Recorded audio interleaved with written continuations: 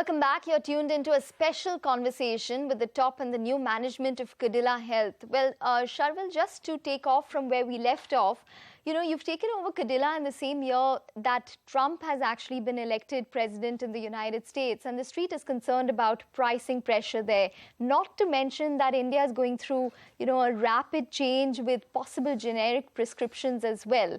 So how do you plan to combat the pricing pressures that we're likely to see in these two major markets, US as well as India? So, we have been getting steady approvals in the last 2 months, almost, 5 or 6 approvals in a week. We have a healthy pipeline. We have been able to file between 40 to 50 ANDAs a year. So our pipeline will continue to deliver on the next 3 years in terms of filing. We have a pending portfolio of more than 170 ANDAs, and we hope for steady approvals to come through with the expedited reviews happening at the FDA. We see a good stream of products coming through. The challenge to the team is to be capable enough to launch a large number of approvals, and we have geared towards that. We have planned for the next 15 months in terms of what we should be prepared in terms of launches, and we are on track to do that, both in terms of capital investments being made and people in place. Your father made big inroads into the US markets. Would you eye other markets now? Yes, we are looking at emerging markets as a third pillar of growth for our organization. We are happy in terms of the geographies we are present in. There are a few gaps, not significant, but a few gaps in terms of some geographies which we are keen to pursue. So we will continue to look at that. We have a very healthy pipeline of portfolio for these markets, so they would come up in the next couple of years. And also we want to have a good play in the biosimilars and vaccines in these markets, and we see a significant value addition happening for these two portfolios in the emerging markets. You're not much in EU. EU, we have a presence in France and Spain. We cover about 67% of the portfolio when it comes to the coverage. So we have a decent coverage.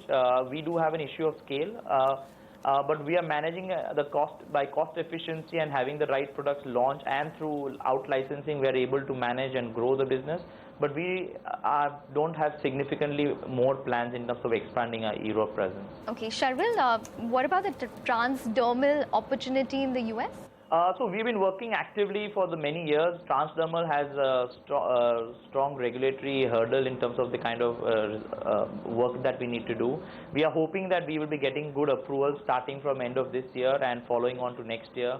Many of our CRLs have been closed, and we are looking forward to approvals coming through this year. Okay, well, it appears that the next big challenge that not just Cadila, the entire Indian pharmaceutical space and basically pharmaceutical countries anywhere will be the digital challenge, the digitization, and the extent of ability to use analytical tools. Do you see that as very big, Dr. Patel? Is that where you would want Cadila to concentrate? Yeah, I think what you said is very true. If you look at it from our manufacturing operations and quality operations, we have done a lot of effort on information technology and digitalization as well as automation. That has helped us significantly, not only in our last audits, but also will help us going forward in operational efficiencies. When it comes to front-end presence, which is the marketing and sales, a lot has not been done there. We are actively working on a few projects to work on the digital and IT platform for us to enable us in terms of big data analytics, to be able to make the right decisions when it comes to the marketplace. We are initiating a few projects this year with renowned consultants, and hopefully if they succeed, we will roll it out on a larger platform. But I think it is still work in progress. A lot of teething trouble and a lot of effort we'll need to make sure we get the model right, the algorithms right, and get good data for us to make the right judgments. But we are actively pursuing the digitalization aspect of the front end of the business. Sharvil, if you had to focus on one particular parameter to grow in the next 3 years, if it's your top line, if it's your margins, or if it is your bottom line, which one would it be? Operational efficiency would be the most important aspect of what we need to do in the next couple of years. We know there are going to be pricing pressures. We have large capital investments made. Now we need to make sure we have good operational efficiency coming out of all our facilities. Maintain cost and manage cost in an efficient manner. So I think that is going to be the need of the hour, and we are working very hard to make sure that we are on top of it.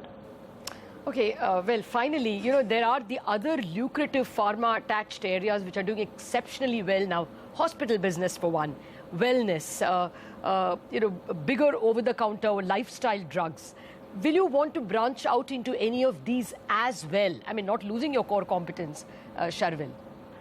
So currently we are focused, we do have a OTC consumer goods business which is poised for good growth. We had a few challenges in the last couple of years, but if you see now it's started to do very well with the realignment of distribution as well as the promotional metrics that we have done. And we significantly hope to enhance that side of the business both in the OTC as well as the consumer goods space. Okay, not hospitals, diagnostics? No, currently, hospital diagnostic is not something that I'm focusing on right now, but definitely the consumer goods and OTC side is something that I will focus on. Okay.